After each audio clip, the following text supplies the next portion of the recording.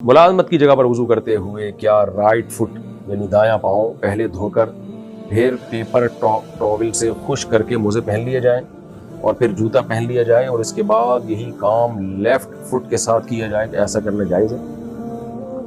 جائز ہے بھائی، اس میں کوئی حرج نہیں ہے۔ نبی صلی اللہ علیہ وسلم کی والدہ کا نام آمنہ تھا یا آمینہ؟ آمینہ تھا، میم کے نیچے زیر، سیدہ آمینہ۔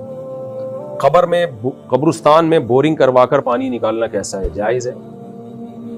میرے شوہر نے مجھے زبردستی میری نند کے گھر ان کا کام کرنے کے لیے رکھا ہوا ہے، ان کے یہاں ڈیلیوری ہے اور میں نہیں رہنا چاہتی، مجھے بتائیے میں کیا کروں؟ کر لیں، نند کے کام آ جائیں، وہ بھی رشتہ دار ہے، کل وہ بھی آپ کے کام آ جائے گی۔ ریلیشن بنانے کے لیے ایک دوسرے کی خدمتیں کرنی پڑتی ہیں، اور ایسے موقع پہ تو خواتین ہی کام آتی ہیں نا۔ جب ڈیلیوری ہوتی ہے تو ساری خاندان کی خواتین ہی اس عورت کو سنبھالتی ہیں جس کے بچہ پیدا ہونے والا ہے اس کے۔ یہ تو اخلاقیات کا تقاضا ہے۔ تو اگر آپ کے شوہر نے کہا ہے تو آپ کر لیں، بلا وجہ کی خامخواہ کی مخالفت نہ کریں۔ ہاں کوئی ایسا کام لگا دیا جو بہت ہی زیادہ سخت ہے، بہت ہی زیادہ ٹینشن والا کام ہے، تو الگ بات ہے کہ شوہر کے لیے جائز نہیں ہے کہ بیوی پہ اس کی حیثیت سے زیادہ ذمہ داری ڈالے، لیکن نارملی خاندانی لوگوں میں سب ایسے موقع پہ ایک دوسرے کی مدد کرتے ہیں، کرنی چاہیے۔ آدھے پاگل کے بارے میں کیا حکم ہے شریعت میں؟ کیا وہ جنت میں جائے گا؟ جب کوئی پاگل جتنا پاگل ہوتا ہے تو اسی حساب سے احکام کا مکلف ہوتا ہے۔ آدھا پاگل کیا ہوتا ہے مجھے نہیں پتا، خیر جب وہ اس کا دماغ کام کر رہا ہوتا ہے تو پھر شریعت کے احکام کا وہ مکلف ہوتا ہے، اور جس وقت دماغ کام نہیں کر رہا تو وہ مرفوع القلم ہے، اس وقت کے بارے میں اس سے حساب نہیں ہوگا۔ تو اگر جب دماغ کام کر رہا تھا اس وقت اگر وہ گناہ کرتا ہے تو پھر اس سے حساب و کتاب ہوگا۔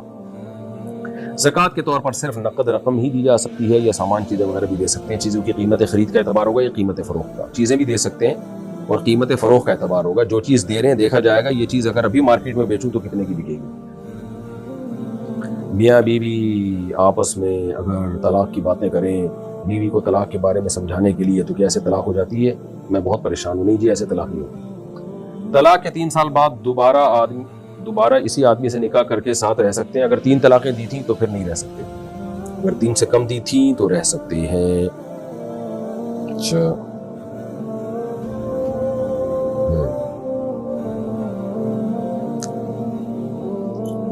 وتر کی تیسری رکعت میں سورت پڑھنے کے بعد درود شریف پڑھ سکتے ہیں؟ وتر کی تیسری رکعت میں دعائے قنوت پڑھنا سنت مؤکدہ ہے۔ سنت مؤکدہ کا مطلب ہے کہ اس کو چھوڑ دینا حرج ہے، گناہ کا ذریعہ بن سکتی ہے، یہ چیز اس کی شریعت میں تاکید ہے۔ وتر کی تیسری رکعت میں سورت پڑھنے کے بعد درود شریف پڑھ سکتے ہیں۔ وتر کی تیسری رکعت میں دعائے قنوت پڑھنا سنت مؤکدہ ہے، سنت مؤکدہ کو چھوڑنا ٹھیک نہیں ہے، تو اس لیے دعائے قنوت سیکھیں۔ ہاں جب تک نہیں سیکھ پاتے یا مشکل ہو رہا ہے، بہت بعض لوگوں کی بڑی عمر ہو جاتی ہے پھر ان کی زبان پہ الفاظ ہی نہیں چڑھتے، تو پھر کوئی بھی دعا پڑھ سکتے ہیں، تو چونکہ درود شریف بھی ایک دعا ہے تو وہ بھی پڑھ سکتے ہیں۔ پھر اگر جماعت سے نماز پڑھتے ہوئے بیچ میں وضو ٹوٹ جائے تو باہر کیسے نکلیں؟ پیچھے کافی لوگ ہوتے ہیں، ان کی نماز میں خلل آئے گا۔ کوئی بات نہیں، آنے دیں خلل، آپ نکل جائیں، کھڑے رہنا وہاں جائز نہیں ہے۔ کیا زکوٰۃ ایڈوانس میں دے سکتے ہیں؟ جی ہاں، ایڈوانس میں زکوٰۃ دے سکتے ہیں۔ کچھ دنوں پہلے ہمارے والد صاحب کو سینے میں درد ہوا، ہم سمجھے کہ گیس کا درد ہے، جو کہ ان کو پہلے بھی ہوتا رہتا تھا۔ ہم نے ساری کوششیں کی، پھر ہم ان کو ڈاکٹر کے پاس لے کر جانے لگے تو ان کا انتقال گھر پر ہی ہو گیا، اللہ تعالیٰ مغفرت فرمائے بھائی۔ ڈاکٹر نے کہا کہ ان کے اندر زندگی کی کوئی آثار نہیں ہے۔ اب ہمارے بعض رشتہ دار ہمیں کہتے ہیں کہ تم لوگوں نے اپنے ابو کے ساتھ زیادتی کی اور اگر جلدی لے جاتے تو ابو بچ جاتے، اس کا کفارہ کیا ہوگا؟ کوئی بھی اپنے باپ کو نہیں مارنا چاہتا، رشتہ دار منفی باتیں کر کر کے غم بڑھاتے ہیں، ایسے رشتہ داروں کو بولو خدا کے عذاب سے ڈرو۔ تو آئندہ یہ احتیاط کریں، کوئی بھی بیمار ہو تو فوراً ڈاکٹر سے رابطہ کریں، خود سے فرض نہ کر لیں کہ گیس کا درد ہے تو، لیکن جو ہوا وہ ہو گیا، بس اب اس کو بھول جائیں۔ آپ کوئی زیادتی نہیں کی آپ نے، ابو کے لیے توبہ استغفار کریں، ان کی مغفرت کی دعا کریں، آئندہ بہرحال احتیاط کریں آپ۔ لیکن جو رشتہ دار اس طرح کی باتیں کر رہے ہیں وہ منفیت پھیلا رہے ہیں، لوگوں کا کام ہوتا ہے طنز کرنا، ایک تو باپ کے مرنے کا غم ہوتا ہے، اوپر سے یہ اس طرح کی باتیں لوگ شروع کر دیتے ہیں۔ ایک غیر مسلم لڑکا ہے جو دل سے اسلام کو مانتا ہے اور اللہ کو بھی مانتا ہے، لیکن اس نے جا کر باقاعدہ اسلام قبول نہیں کیا جان کے خوف سے۔ اگر اس نے کسی مسلمان لڑکی سے نکاح کر لیا تو کیا اس کا نکاح ہو جائے گا؟ نہیں ہوگا، اسلام قبول کرنا پڑے گا۔ ہاں پبلک کے سامنے اسلام اگر قبول نہیں کر رہا ڈر کی وجہ سے تو اکیلے میں کر لے، لیکن یہ الفاظ اس کو زبان سے کہنے پڑیں گے کہ اللہ میں نے اپنا ہندو مذہب چھوڑ دیا اور میں اب اسلام میں داخل ہو چکا ہوں۔ صرف یہ مان لینا کہ واقعی اللہ کے نبی سچے نبی ہیں اور دل میں یقین ہو جانا کہ اسلام سچا مذہب ہے، یہ یقین ہونا کافی نہیں ہے. اقرار باللسان، زبان سے اقرار اور دل سے تصدیق، یہ بھی ضروری ہے، ایمان کے ارکان میں سے ہے. فرعون کو بھی تو دل سے یقین تھا کہ موسیٰ علیہ السلام اللہ کے سچے نبی ہیں. قرآن کہتا ہے وجحدوا بها واستيقنتها انفسهم. فرعون نے زبان سے انکار کیا لیکن دل میں فرعون کو یقین تھا کہ موسیٰ علیہ السلام اللہ کے سچے نبی ہیں. تو ہاں پبلک کے سامنے اقرار کرنے میں اگر جان کا خوف ہے کہ گھر والوں کے سامنے میرا راز فاش ہو جائے گا، جان سے مار دیں گے، تو اکیلے میں اقرار کر لے. یعنی کلمہ شہادت زبان سے کہنا پڑے گا اس کو کہ اے اللہ میں گواہی دیتا ہوں کہ تیرے سوا کوئی عبادت کے لائق نہیں، محمد صلی اللہ علیہ وسلم اللہ کے رسول ہے، اور یہ کہے کہ میں اسلام میں داخل ہوتا ہوں.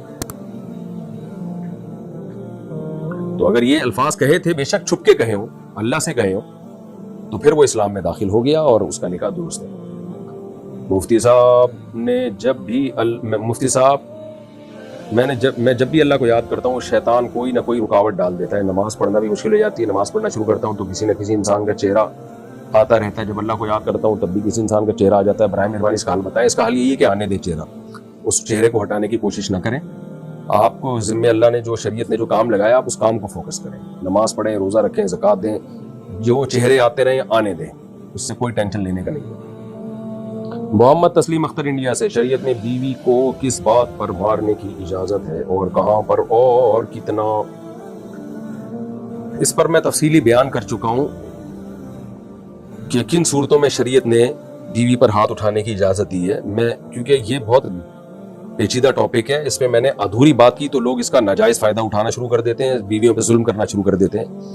اسلام میں بیوی پہ ہاتھ اٹھانے کو اچھا عمل نہیں سمجھا گیا ہے. نبی صلی اللہ علیہ وسلم نے پوری زندگی کبھی اپنی کسی زوجہ پہ ہاتھ نہیں اٹھایا، حالانکہ آپ کی 9 بیویاں تھیں ایک وقت میں، پھر بھی کبھی ہاتھ نہیں اٹھایا.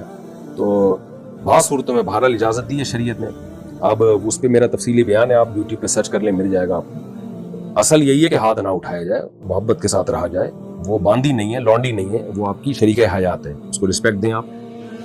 لیکن بعض صورتوں میں بہرحال شریعت نے گنجائش دی ہے اعتدال کے ساتھ ہاتھ اٹھانے کی. کیونکہ سربراہ کو اگر اجازت ہی نہیں ہوگی کہ وہ اپنا حکم زبردستی منوا سکے تو پھر وہ سربراہ نہیں ہے. گورنمنٹ سربراہ ہے نا، تو گورنمنٹ کو یہ اجازت ہے کہ جب کوئی وہ ایسا لا جو ہمارے فائدے کے لیے جب وہ گورنمنٹ دیتی ہے، اگر ہم اس کو نہیں فالو کرتے تو گورنمنٹ کو یہ اجازت ہے کہ وہ پنشمنٹ دے سکتی ہے، سزا دے سکتی ہے. تو مرد بھی گھر کا سربراہ ہوتا ہے، گھر بھی ایک چھوٹی سی ریاست ہوتی ہے.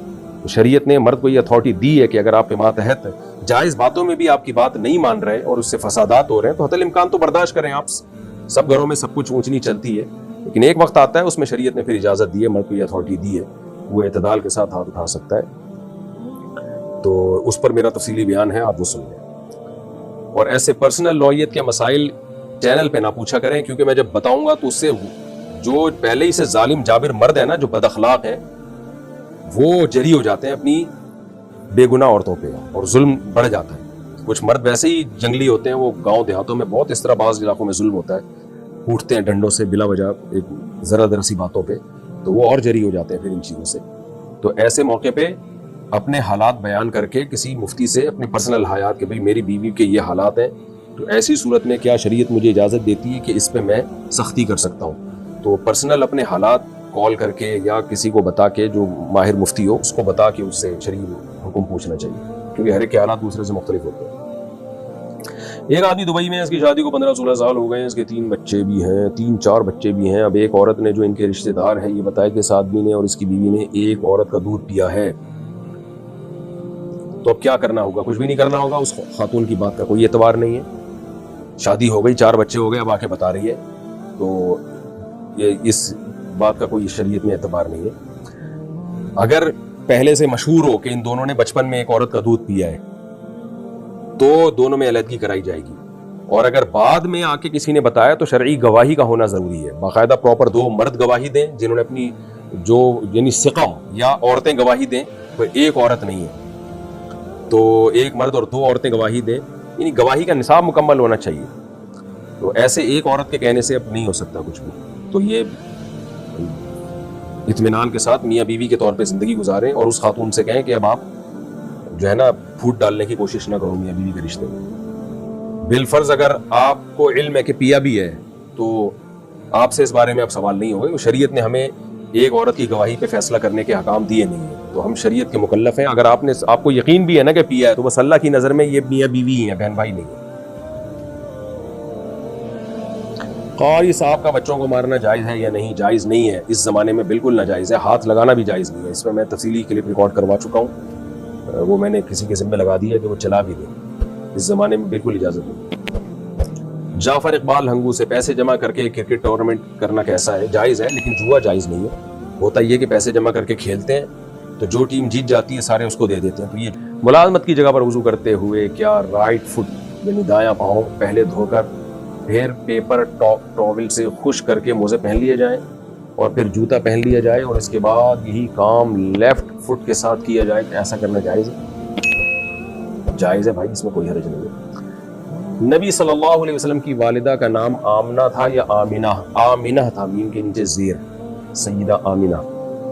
قبرستان میں بورنگ کروا کر پانی نکالنا کیسا ہے؟ جائز ہے۔ میرے شوہر نے مجھے زبردستی میری نند کے گھر ان کا کام کرنے کے لیے رکھا ہوا ہے، ان کے یہاں ڈیلیوری ہے اور میں نہیں رہنا چاہتی، مجھے بتائیے میں کیا کروں؟ کر لیں، نند کے کام آ جائیں، وہ بھی رشتہ دار ہے، کل وہ بھی آپ کے کام آ جائے گی۔ ریلیشن بنانے کے لیے ایک دوسرے کی خدمتیں کرنی پڑتی ہیں، اور ایسے موقع پہ تو خواتین ہی کام آتی ہیں نا۔ جب ڈیلیوری ہوتی ہے تو ساری خاندان کی خواتین ہی اس عورت کو سنبھالتی ہیں جس کے بچہ پیدا ہونے والا ہے، اس کے یہ تو اخلاقیات کا تقاضا ہے۔ تو اگر آپ کے شوہر نے کہا ہے تو آپ کر لیں، بلا وجہ کی خامخواہ کی مخالفت نہ کریں۔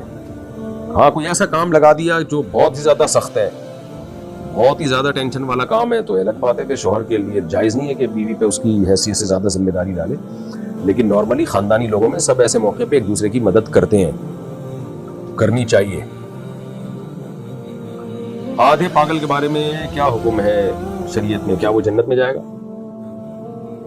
جب کوئی پاگل جتنا پاگل ہوتا ہے تو اسی حساب سے حکام کا مکلف ہوتا ہے۔ آدھا پاگل کیا ہوتا ہے مجھے نہیں پتا، خیر جب وہ اس کا دماغ کام کر رہا ہوتا ہے تو پھر شریعت کے حکام کا وہ مکلف ہوتا ہے، اور جس وقت دماغ کام نہیں کر رہا تو وہ مرفوع القلم ہے، اس وقت کے بارے میں اس سے حساب نہیں ہوگا۔